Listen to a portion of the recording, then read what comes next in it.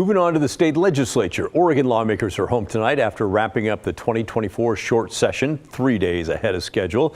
We're not shy about hammering them when they're dysfunctional, but I really got to say, this session was tremendously productive, and both the Republicans and Democrats worked well together to get some big legislation passed.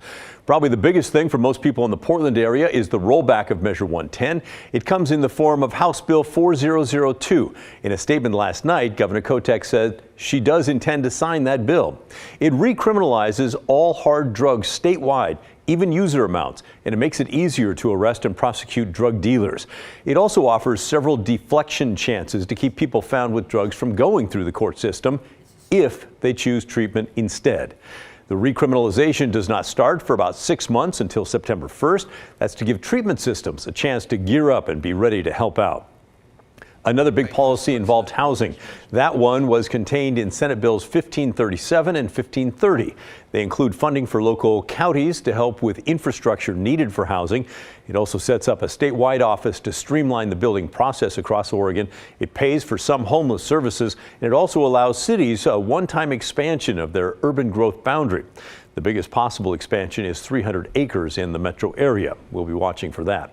Another big policy bill that passed is a limit on campaign finance contributions. This is the first time that lawmakers have passed a bill on campaign finance in, get this, 150 years. Yeah, ever. So, yeah, kind of a big deal. We covered that extensively earlier this week. You can find that segment on the KGW YouTube channel in case you missed it. But there were few high-profile bills that did not make it across the finish line.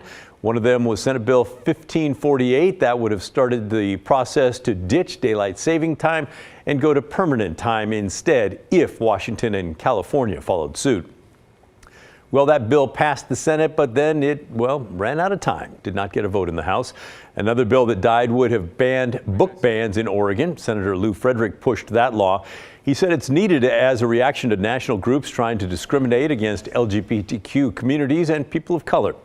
That bill also passed the Senate and did not get a vote in the House. The other big one that I wanted to mention would have put in place strict new rules of corporate ownership of primary care and specialty medical clinics. The purchase of Portland-based One Medical by Amazon is an example of what would have been prohibited.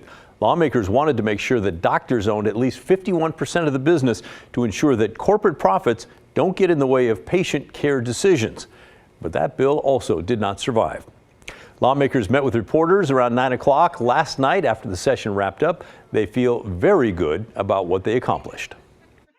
We came into this session with big agenda items around homelessness and housing and the drug crisis.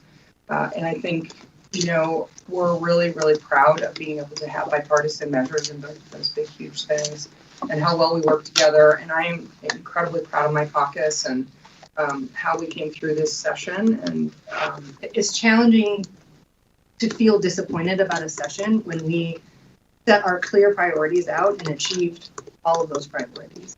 The big challenges that are facing our communities, it's a 35-day session. We knew that there were going to be some things that wouldn't make it through, but at the end of the day, we had to deliver on housing and homelessness and behavioral health care and addiction and public safety. And those were the things. And as our jobs as leaders were those big priorities. Hard to argue with that. They got it done. That rep you just heard, by the way, is the next Speaker of the House, as former Speaker Dan Rayfield stepped down amid his run to be Oregon's next Attorney General. Lawmakers did have the advantage of not dealing with hot-button issues that came forward during the last session in 2023. That included a sweeping bill to expand access to abortion and transgender health care, and another involving ghost guns. Those bills back then prompted Republicans in the Senate to walk out for 6 weeks. That was the longest legislative boycott in Oregon history. But the results this time around, 32-day session that brought impressive results. I would say that we came into this session with some pretty big agenda items on our to-do list. And what we got done, this was probably one of the most historic and largest short sessions that we have ever had. Proud to have been a part of it. We tackled the things that we said we were going to do. Housing and homelessness. Check that off the list. When it comes to behavioral health, the addiction crisis, check that off the list. Even the things that people thought were impossible. Campaign finance reform, checked that off the list, and we did even more than that. We're investing in communities across the state. Rolling up our sleeves, getting back to work, and then starting the process, leveraging our interim committees and just keeping it going. So it's an interesting opportunity to have a short legislative session. I have history around here too, where it was the long session, it went forever, and then we'll see in 18 months. And instead, now it's really with annual legislative sessions, the work just keeps going. All right, and speaking of which, something that lawmakers are already hinting about for the next year's legislature, funding for transportation. The state wants to find a new way to bring tax money into the Department of Transportation. I am pretty sure that means an over-the-road per-mile tax idea that's been floating around for a few years now. We're going to keep an eye out for that, as well as any tolling developments that could be discussed ahead of 2026 when the governor's pause on new tolls expires. So heads up on that.